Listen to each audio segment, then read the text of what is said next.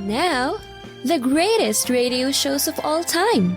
Suspense. The Shadow Node. Washington calling David Harding, counter-spy. Classic radio theater. The Great Gildersleeve. Fibber McGee and Molly. Dragnet. Gunsmoke. The Lone Ranger.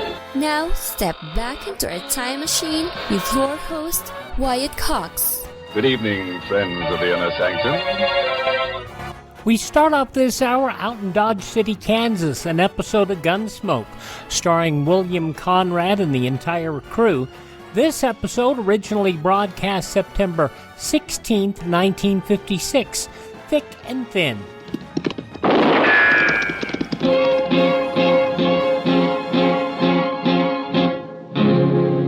Gunsmoke.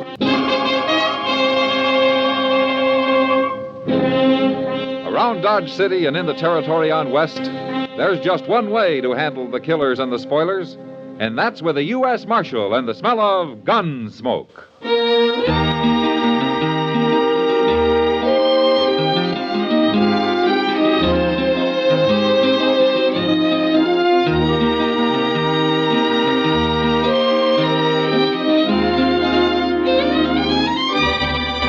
Gunsmoke, starring William Conrad. The transcribed story of the violence that moved west with young America. And the story of a man who moved with it. I'm that man.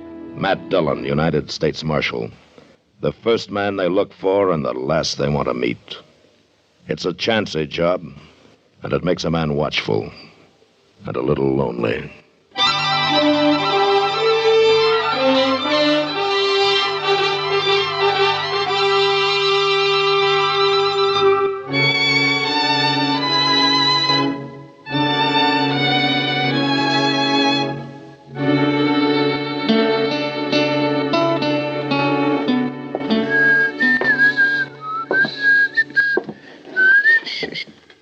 Well, my goodness, now, if that sure don't beat all. What's the matter, Chester? Odie Perkins, coming down the street there with a mat on so thick you can feel it right through the window. Oh? Odie's not a man to get tempered easy. Well, he sure is now, Mr. Dillon. He's so doggone riled, he's leaving a blue streak behind him. It's the gospel truth, look. That can't be anything serious. Marshal Dillon. Oh, morning, Odie. Marshal, I'm here to call on the power and protection of the law in all its majesty and might. Well, that's a pretty tall order, Odie. You got some reason for needing the law? Reason? I got reasons that go back as far as 15 years. Marshal, I want to swear out a complaint, injunction, a bench warrant, whatever it is it takes to get a certain low-life scum evicted from the premises, run out of Dodge, banished from the territory, and horsewhipped to boot if you can work it in somehow. What's this certain person done, Odie, to deserve that kind of attention? It ain't what he's done as much as what he is, and I ought to knowed it long before this, but he sure had me fooled. You're not by any chance talking I'm about... talking about Brace McCoy. That's who I'm talking about. And I even hate to let his sneaking name soil my lips. Yeah, but Odie, you and Brace have been partners as long as I can remember. Oh, not no more. We ain't not since this morning. Marshal, I want him throwed clean off the place. Now, wait a second, Odie. As I recall, you boys took up that homestead as joint tenants, huh? Brace has got as much right there as you have. Well, Marshal, Yeah, come in, Brace. We were just talking about it. I want to get a fella throwed off of my property, Marshal, and that's a fact. You're referring to Odie Perkins here, That's huh? a fella, Marshal, but him and me ain't speaking, and that's a fact. you're gall darn tootin' we ain't. Not now nor never. I'll sign the papers now if you'll just read 'em up. I'll remind you, Marshal, I come here first. Fixing papers for Odie wouldn't be no use nohow. Little varmint can't write, and that's a fact. I can make as good a X as you can. I mean, he can. Now, wait a minute. Just look at him, Marshal. He ought to be ashamed of himself. A great, big blubbermouth that outweighs me twice again. And he comes in here sniveling for the law to help him out. Just He a keeps minute. prodding me, and I'm going to whop him good, and that's a fact. Not while I'm wearing this here 6-gun. You ain't gonna whop nobody. I mean, he Will you ain't gonna. Will you shut up, both of you? Now, who started all this ruckus? It's personal, Marshal. Me, I'd rather not say. Uh-huh. Well, that's just fine. For 15 years, you've ridden together, finally took up land together, and all of a sudden you start sidling around with your hackles up, ready to throw lead at one another. And you won't even say why, Well, huh? just getting particular who I live with is all. I want him out of my house, Now, Marshal. get this straight, both of you. You own that farm jointly, and I got no legal reason to throw either one of you off. So until you settle your differences or sell out, you're going to make the best of it. I already offered to buy him out. I ain't budging, and that's a fact. All right. If you can't settle it yourselves, I'll settle it for you. Chester. Yes, sir. Will you hand me those cards over there? Yes, sir. Here you are, Mr. Dillon. Yeah. Now, as I recall, you got a fair to middling house out there and a mighty good barn. Until you sell, you got to stay on the place to take care of the stock. All right. Now, one of you lives in the house and the other one in the barn, and you'll leave each other alone. Is that completely clear? All right, Brace, you cut first. High card takes his choice. Well, all right. 10. That's good.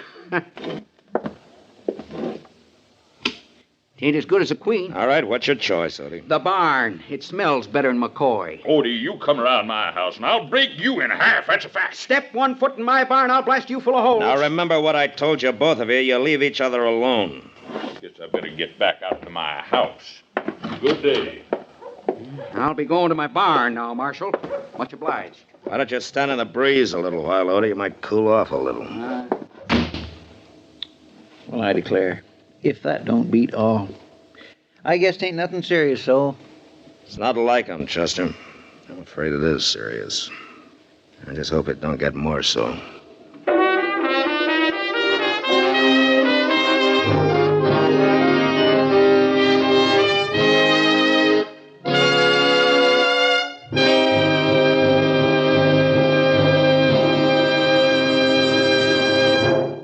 September 16th, 1956, Gunsmoke on Classic Radio Theater with Wyatt Cox. You know, it's true. Difficult times have a way of focusing us. We have to think about what matters most when it comes to our spending, our health care.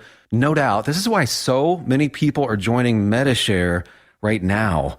Medishare is a trusted way to save up to 50% on your monthly health care costs. More than 400,000 people have already made the switch. It's pretty obvious why, too, especially now during this challenging season with healthcare costs and out-of-pocket expenses going up. Medishare can save you a lot of money. The typical family saves $500 a month.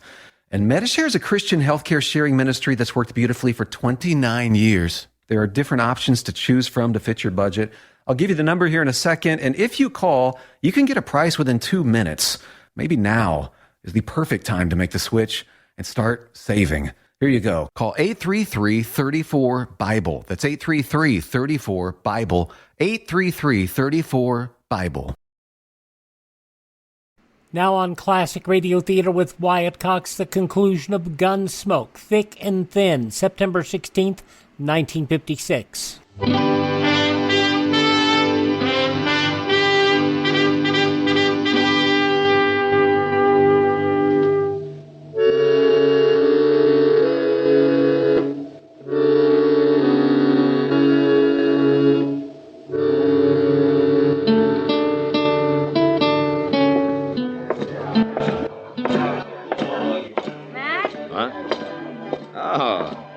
Kitty. Well, you're as welcome as a hunter's moon through a tamarack bush. What? Now, you sound like a singing chief of the Cherokees. No, Kiowas. That's her tribe. Whose tribe? Summer Doves. She spent the afternoon helping me sew costumes. Summer Dove? Huh? You remember her, Matt. She's that Indian girl who left the reservation last spring and came into town to work for Ma Smalley at the boarding house. Oh, yeah, sure, I remember. She's a good seamstress. A real good cook, too, I hear. Oh? Yeah, she's sort of lost since Ma Smalley went back east. Hey, look. She did most of the work on this costume. Do you like it? Well, it doesn't look like that one took much sewing, Kitty. This is the kind where the sewing's important. Yeah. I guess a lot depends on it. Huh? How about having a drink with me, huh? I've tasted the morning wind from the south, and my heart beats the lark song. What's that? It means I'll have a drink with you. Oh, okay. Wait a minute, Kitty. Matt? Yeah, what's the matter, Doc? Well, man, I just drove in from up towards the flat, and I passed the McCoy Perkins farm on the way. Yeah? You better get out there, man, before those two kill each other. What do you mean? Why, they got a confounded war going on. One of them's barricaded in the barn, the other's holed up in the house. And they're firing bullets back and forth so fast, it sounds like the Battle of Shiloh. Now, I haven't heard from them for 3 days. I was hoping maybe they'd cooled off by now. Cool, but it didn't sound very cool when I came by. Kitty, it looks like you'll have to stretch out that lark song a little, huh? It's all right, man. Okay. Some other time.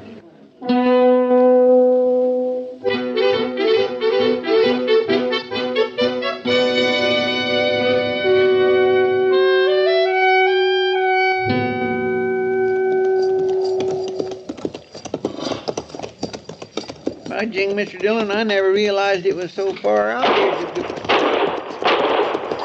Doc wasn't putting on none about it.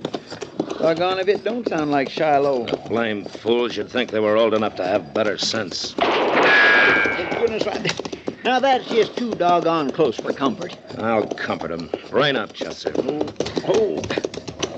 Odie! Brace! Matt Dillon, hold your fire, both of you! All right, come on, Chester. Let's go over to the barn first.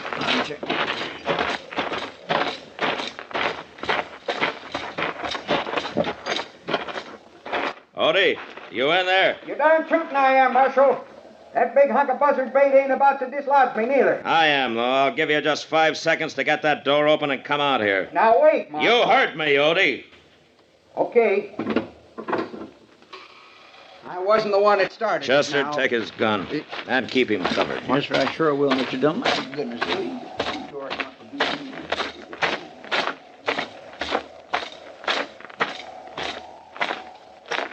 Brace. What do you want?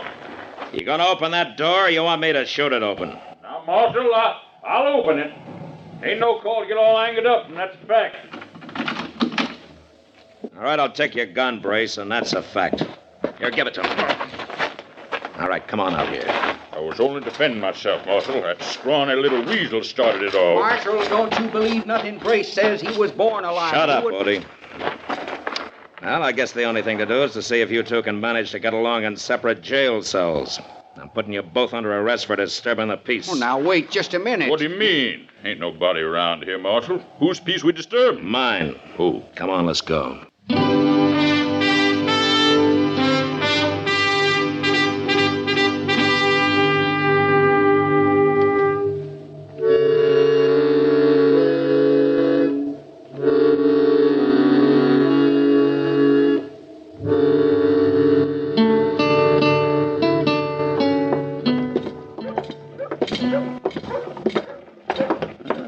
Doc's buggy tied up there, Mr. Dillon. Must be waiting for us in the office. Yeah. Oh, good morning, Matt. Morning, Doc. Hey, Chester. Hello, Doc. Well, I've got an hour to kill, Matt. Just time to beat the socks off of you in a game of chess. Board's all set up and... Oh, good, Doc. Let me take a look at my prisoners first, huh? Who is it, Matt? Odie Perkins and Brace McCoy. Is that so? Yeah, I'll be right back. Oh, morning, boys. Marshal. Well, how about it? You about ready to stop feuding? Sure. If Brace will get himself off my property, I will. I ain't even to budge, Marshal, and that's a fact. You kind of like it here, huh? Man can't go back on his principles, Marshal. He ain't got no more principles than a hungry coyote. All right, that's enough. You act like a couple of wet roosters. You can't even remember what the whole thing started about. I remember, I'll tell you what it started about, Marshal. It started because Brace didn't figure I was fancying his victuals up enough to suit him. For a whole week, Marshal, he didn't fix nothing but flapjacks in the morning and hominy grits at night. With side meat in 'em. Weren't side meat, it was sow belly and it weren't fit to eat. You know what he done, Marshal, when I put them grits on the table? He throwed 'em on the floor and tromped all over 'em with his boots on. That's all he was fitting for. I wouldn't throw victuals like that to the hog. I seen many a day you'd be glad for. Now, wait a minute. Is this the truth? Is this what this whole thing's all about? Well, it's what it started about. But it ain't what it's about now. Not anymore, it ain't, Marshal. No, sir. It's a lot more than that now. I come to realize I've been keeping a viper in my bosom. You can be mighty mistaken about a man, Marshal, and that's a fact. Yeah. But you two thought well of each other for years.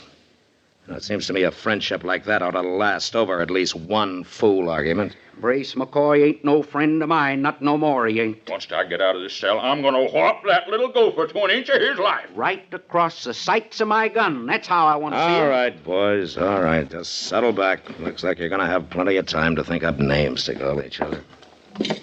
Marshal, Yeah. how long you aim to keep us in this miserable old jailhouse? Will you get some sense? Or die of old age. How they making out, man? Oh, like a pair of tomcats, Doc. I don't know what I'm going to do with them. I can't keep them locked up forever. For two nice fellows like them, they sure did turn mean awful sudden. If you ask me, they're both probably aching to make up. Yeah. I've been thinking along those same lines, Doc. Seems to me they could have killed each other out there on the farm if they'd really been trying to. Of course they could. Why, they must have fired over 100 rounds at each other. Yeah, but if I let them out, they'll either kill each other by accident or kill somebody else. Unless they could... Yeah. Chester. Yes, sir? There's an Indian woman named Summer Dove somewhere around town. Kitty can tell you where she is. Go find her and get her over here as soon as you can, will you? All right, Mr. Dillon.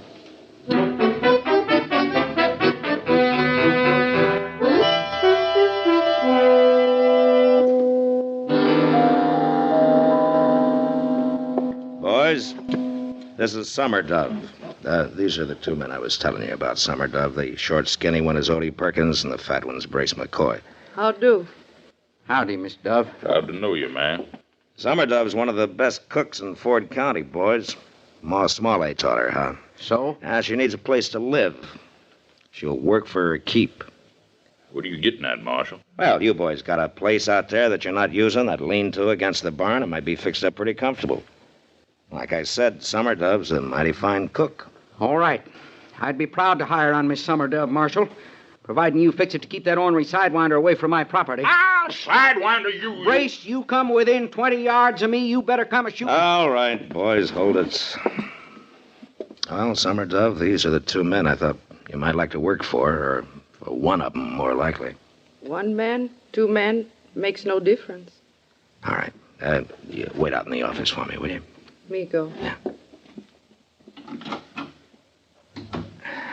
Boys, if you can't come to any agreement, it looks like there's only one way to settle this.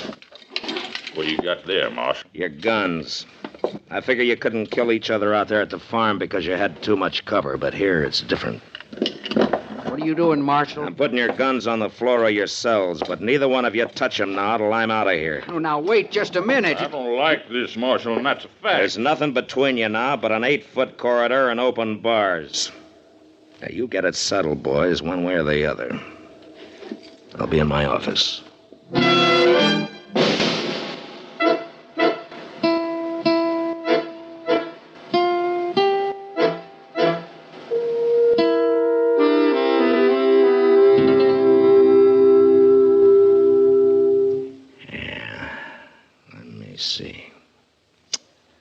Yeah, I think that'll do it. Oh! Mate, Doc. Doggone you, man. Oh, that was a sneaky move. Yes, it was, if I ever saw one. Yeah, it was. I swear I can't get over it, Mr. Dillon. Odie and Brace walking out of here that way, arm in arm, like there hadn't never been no crossword between them. Well, it's like Doc said, Chester. They were anxious enough to make up. All they needed was a push. Well, you sure did take a big chance, though, giving them their guns back. They didn't want to kill each other. Somebody just had to make them realize it, that's all. I wasn't taking much chance. He sure wasn't, Chester. Not the way he did it. Chester, you can ride out there tomorrow and take these guns to him, if you will, and see if Summer Dove's got herself settled down, huh? All right, so Mr. Dillon. What do you mean, Doc? Not the way he did it. Just that, Chester. Matt doesn't take any chances. You don't call that taking a chance when they might have killed each other? Not with the blanks he made and putting their guns. The blanks? He made... blanks? Sure, like those actors use on the stage. What? Oh, of course, I figured what he was up to. He didn't fool me any. Well, you sure fooled me, Mr. Dillon. I was sitting here on pins and needles just waiting for the sound of death. Oh, you're an easy mark, Chester. You know, Doc, I was pretty sure about those fellas all the time. You were? Yeah. You see that whiskey bottle out there? Of course I see it. Why? Blanks, Doc?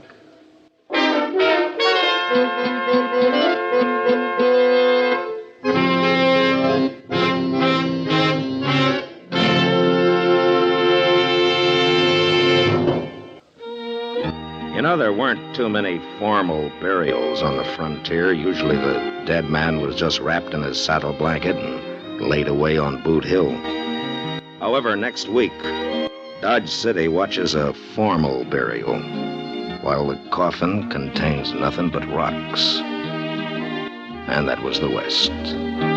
Gunsmoke, produced and directed by Norman Macdonald, stars William Conrad as Matt Dillon, U.S. Marshal. The script was specially written for Gunsmoke by Les Crutchfield, with editorial supervision by John Meston. The music was composed and conducted by Rex Corey. Sound patterns by Ray Kemper and Bill James. Featured in the cast were Vic Perrin, Barney Phillips, and Peggy Ray. Harley Bear is Chester, Howard McNear is Doc, and Georgia Ellis is Kitty. 4 months after I was born, September 16th, 1956, Gunsmoke on Classic Radio Theater with Wyatt Cox. We thank you for making us a part of your day here. Upcoming in our next half hour, we will have an episode of The Martin and Lewis Show starring Dean Martin and Jerry Lewis from September 16th, 1952 with our guest Rosemary Clooney. And we'll also have something special, a heavily edited recording session where Dean and Jerry did their promos for The Caddy, their motion picture from 1953. That's all coming up in the next half hour here on Classic Radio Theater with Wyatt Cox. But first, these important words from your favorite radio station. Has someone in your family lost a job recently, and now you can't afford your mortgage payment? Or do you have a rental property and your tenants aren't paying you? We can come to the rescue and pay you cash for your home immediately. Yes, sell your home and get cash all over the phone without dealing with real estate agents or having to waste time showing your home to lukewarm buyers. You don't need to lose your house to foreclosure. If you have equity in your home, we'll buy your home and give you cash within days, all in a simple over-the-phone and virtual process. Call now before your situation gets worse. Sell a home you can't afford or just need anymore and get the cash you need today. Call this number now. 800-477-4612. 800-477-4612. 800-477-4612. That's 800-477-4612. Paid for by Want to Sell.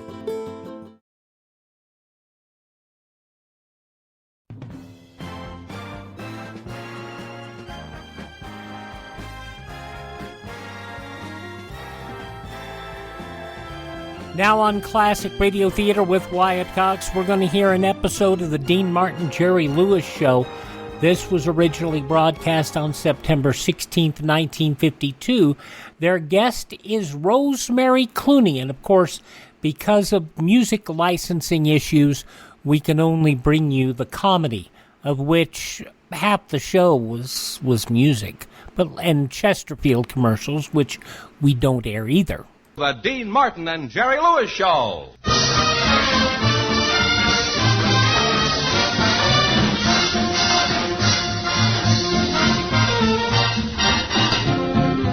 And now, ladies and gentlemen, it is my pleasure to bring you our master of ceremonies, Dean Martin.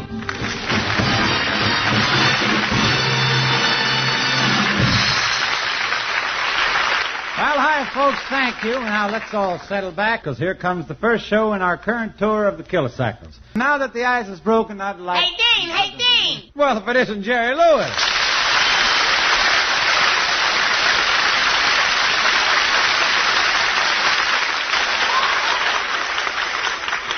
Well, what are you so excited about, Jerry?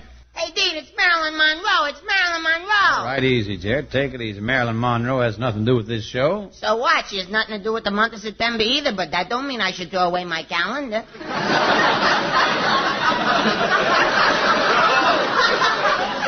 I'll tell you what, Jared. If you're a good boy, I'll see that you get to meet her one of these days. Nah, it wouldn't do any good. She doesn't even know I'm alive.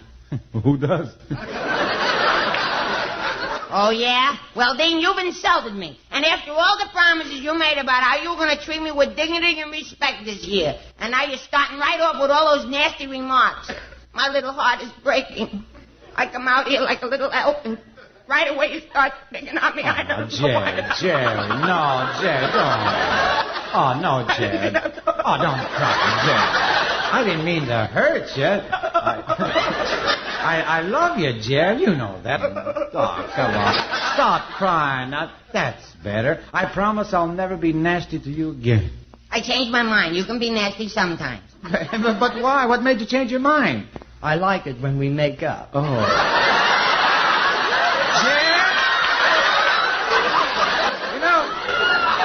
Since this is the start of a new season, it might be a good idea for you to meet some of the people on the show. First of all, there's our announcer, George Fenneman. Feminine? The announcer is a girl? Who said the announcer is a girl? You did. You said the announcer was feminine. I didn't say feminine. I said feminine. Feminine is not the same as feminine. A girl is feminine, but feminine is not a girl. Are you feeling all right, Booby? Maybe I better introduce you two, and you can see for yourself. George? Yes, Chief. George, I'd like you to meet Jerry Lewis. Jerry, this is our announcer. Hiya, baby.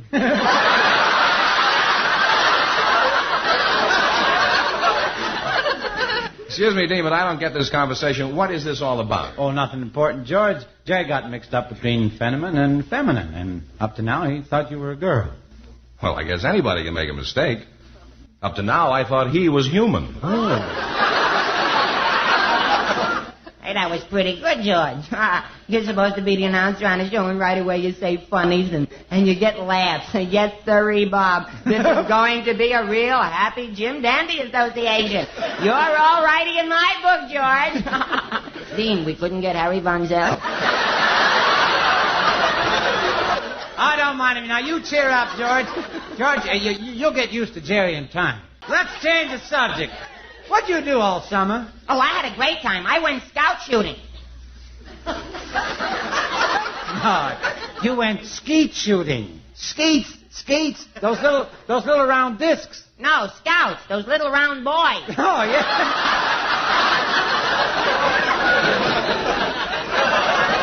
Jerry, don't tell me you were shooting Boy Scouts. Sure, but it was self-defense. I caught them trying to start a fire by rubbing two sticks together. Oh, what's wrong with that? The sticks were my legs. Oh. Say, would you like to hear what I did this summer?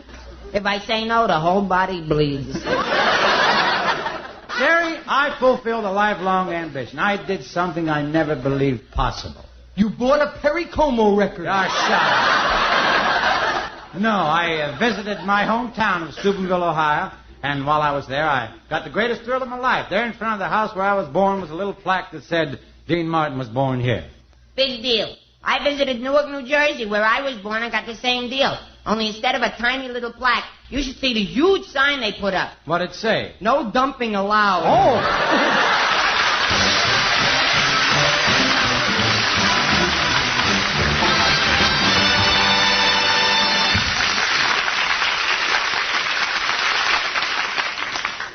September 16th, 1952, Dean Martin and Jerry Lewis here on Classic Radio Theater with Wyatt Cox. Rosemary Clooney coming up next, and some recordings that you might find interesting.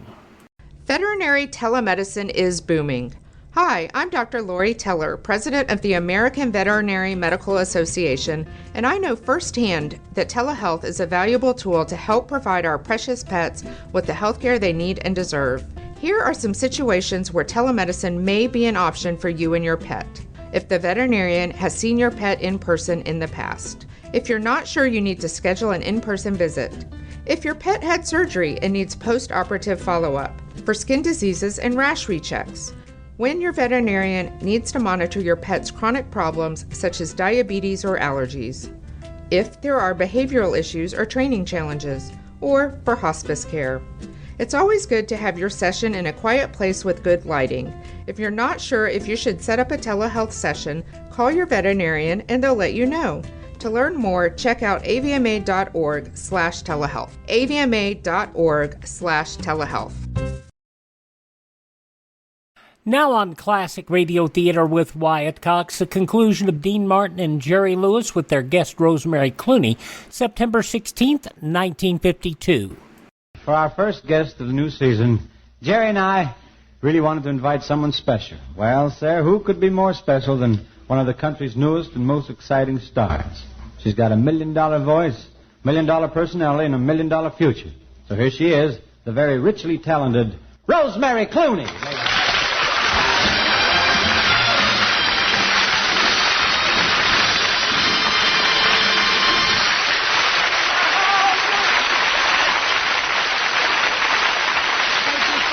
Hi, Dean. Well, Rosemary, it's a real pleasure to have you with us tonight. I've been looking forward to it, Dean. Hey, Dean! Dean, have you seen my...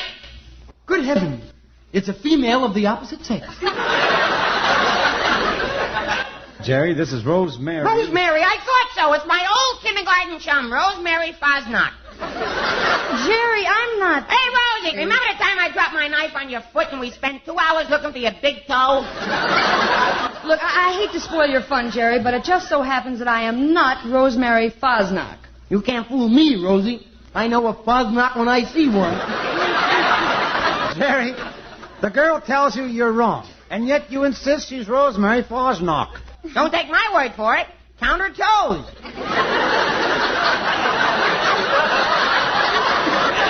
Tell me, Dean, was this kid born or trapped? Oh, don't take him too seriously, Rosemary. Basically, Jerry has a very good heart. Prove it to me. Take it out. See, Jer? You see, Jer? Rosemary's name is not Fosnock. It's Clooney. Clooney? Sounds like an Irish railroad car. Jerry, this is Rosemary Clooney, the singer. So that's who it is. Look, Jerry, I must have sang Come On to My House 40,000 times. And you were the only person who actually came over. Can I help it if I like pomegranate?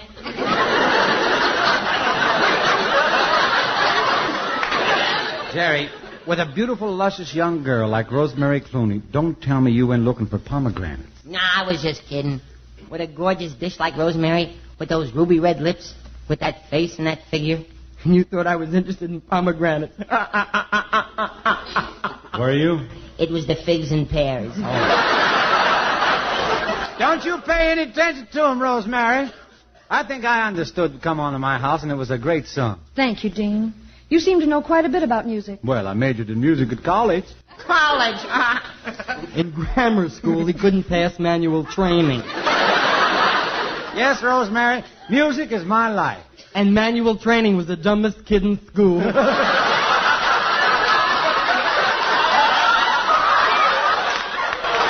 Jerry, you're behaving like a jealous child. Me jealous? That's ridiculous. Ha ha.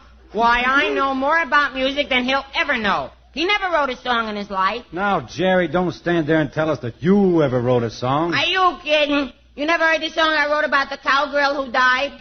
What's the name of it?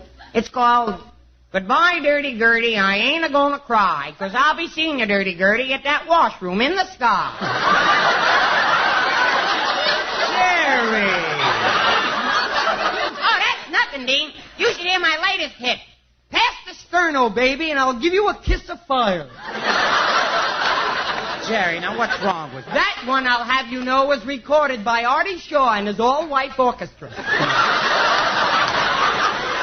You know, Dean, I don't know what this kid has, but I hope it isn't catching. Oh, don't worry about that, Rosemary. Don't you worry about that at all. Let's all get into grease paint for our next super production as Judge Fenneman sets the scene. Ladies and gentlemen, I'm sure that most of you have seen that fabulous motion picture, The Greatest Show on Earth. However, for those of you who may have failed to see it, our thoughtful stars have prepared their own version of this stirring drama about life under the big top. Dean Martin, Jerry Lewis, and Rosemary Clooney in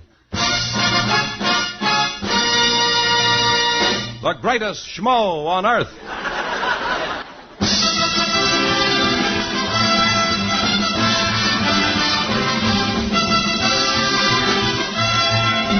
We have all thrilled to the high-pitched excitement of the circus, with its color and glamour, its thrills and chills. But what of the people that make up the circus? How do they live? What do they think? For instance, what does the lion tamer think as he faces those fierce and hungry beasts? Oh, I'm so thrilled. What does the colorful bareback rider think as she rides around the ring on her beautiful white horse? Oh, I'm so excited. What does the courageous acrobat think as he performs his death-defying feats high above the heads of the crowd? Oh, I'm so nauseous.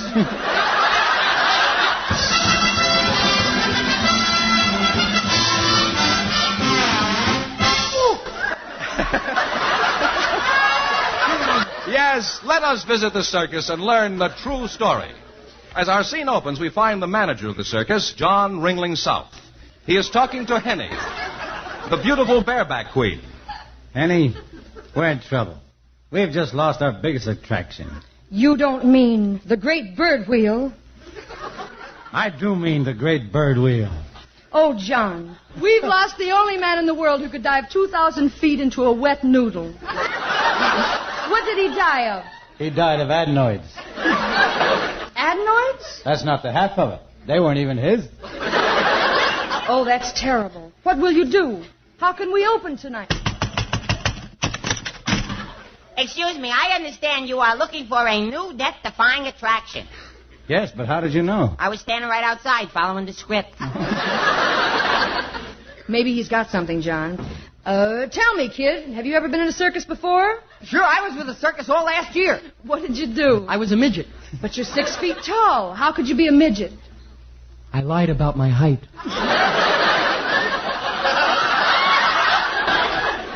So you know a lot about circus, huh? Oh, sure. My family were all circus people. In fact, my mother was a bearded lady.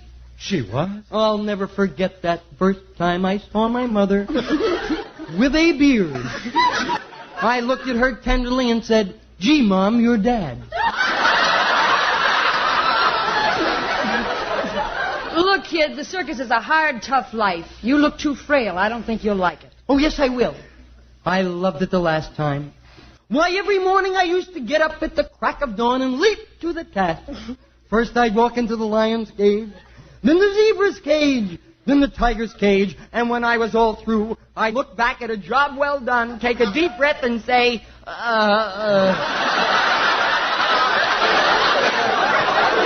Kid? Listen to me, kid. Listen to me. I've decided to give you the chance of a lifetime. You're going to be the star of the show. Will you do it? Anything. I'll do anything. Just tell me. What do I have to do? Dive 2,000 feet into a wet noodle. Oh, boy, that's into a wet noodle. Come on, this is no time to go soft. It's your big chance. But They're waiting for you under the big top. Just tell them you're the new great bird wheel. Go on, Herbie. Well, there he goes. He's climbing up the ladder. He's climbing higher, higher. He's way up there. He's bracing himself. He's getting ready to jump. And there he goes.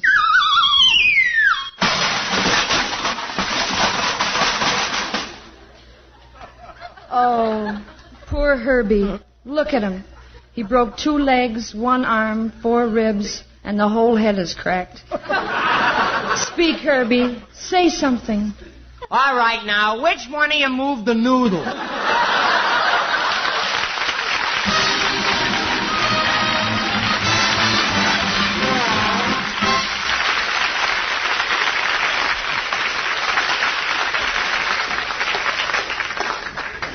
Well, boys, how does it feel to be at the end of your first radio show of the season? Rosemary, radio is always fun when we have nice people to work with, and we couldn't have made a better choice for our first show. Yeah, well, I wish this was a television show. Why? So everyone could see how adorable you are. Why, Jerry, this is a side of you I've never seen. That's one of the nicest things anyone's ever said to me. How can I thank you? What can I do? Hey, Dean, is the next line crossed out in your script, too? Yeah.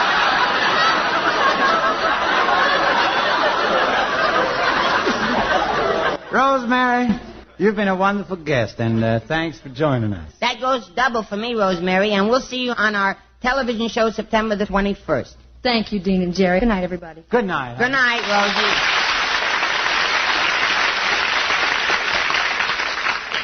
Well, until next week, this is Dean Martin. And Jerry Lewis reminding you that our latest picture, Jumping Jacks, is now playing at your local theaters. We hope you'll go see it. Good night. Good night, everybody.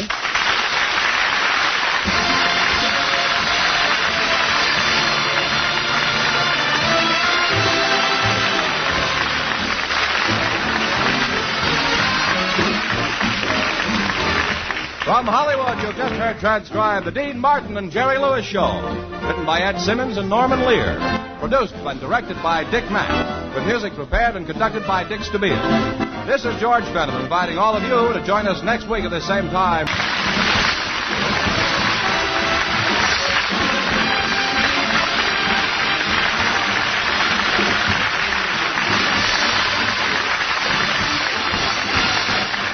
September 16th, 1952, Dean Martin, Jerry Lewis on Classic Radio Theater with Wyatt Cox. About a year after this, Dean and Jerry made a motion picture, The Caddy. Now, one of the things that showed up on a number of blooper reels across the years was Dean and Jerry recording promotional announcements for radio for The Caddy to be used by the local motion pictures. Well, of course, they polished them up and they sounded nice, but of course Dean and Jerry couldn't get them all in one take right, and of course they had some things to say. You'll notice that they weren't particularly clean as we have them bleeped. Let's listen. It's the funniest picture for Paramount. Of course, you mean The Caddy. Oh, of course. You know, Jerry, I don't remember the last time I had so much fun making a picture. Boy, I'll say. How about that scene when I wrecked the department store that I'm working in? Yeah, and what about the scene when I come home and find a strange, and I do mean strange man in my bed, and it turns out to be you? Tell him about the terrific game of golf I played. Go on, tell him. Terrific. I've never seen golf played that way before. Crazy, man, crazy. I hate to brag, folks, but I think The Caddy is the funniest picture we've made. No kidding. It's got 90 riotous minutes of howls, gags, fun, and more heartwarming entertainment than you and the family ever saw. You'll love Jerry and me and The Caddy. Take my word for it. The Caddy is the most hilarious picture we've ever made. Come on, join the fun. See Paramount's The Caddy. Yeah, The Caddy. Is that all right, you How was that, you Without reading it, I'm with you. Okay. Next, you still rolling? Still rolling? All right, start. You can cut that bit out. Okay. This is Dean Martin. And Jerry Lewis asking you to see our newest and funniest picture to date. Of course, you mean The Caddy. You bet I do. The Caddy is filled with 90 hilarious minutes of howls, gags, fun, and heartwarming entertainment that the entire family will enjoy. Crazy, man, crazy. No doubt about it, Dean. This is the funniest picture we've ever made. No kidding, folks. We're sensational. Take my word for it. Come on and join the fun. See Paramount's The Caddy. It'll make you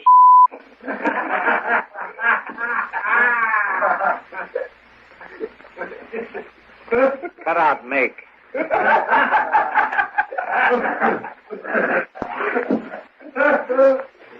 You ready? You ain't doing a thing. You're just standing there. This is Dean Martin. And Jerry Lewis with him leaving Dave and Sally.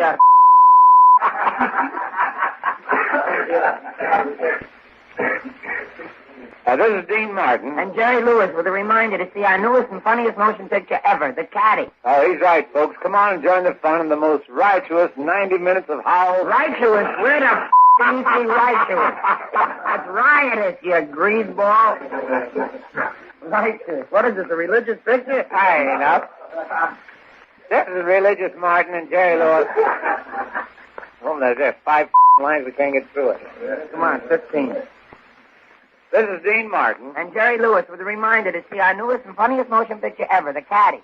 Oh, he's right, folks. Come on and join the fun in the most wonderful 90 minutes of howls and gags you ever saw. We'll be seeing you in Paramount's The Caddy. Yep, The Caddy. With a big on it. Yep, the guys weren't particularly clean off stage, don't you know? Dean Martin and Jerry Lewis. Thank you so much for tuning in to Classic Radio Theater with Wyatt Cox. Visit my webpage, classicradio.stream. That's classicradio.stream. Tell all your friends the great radio shows are right here at this spot on the dial. Classic Radio Theater with Wyatt Cox on your favorite radio station.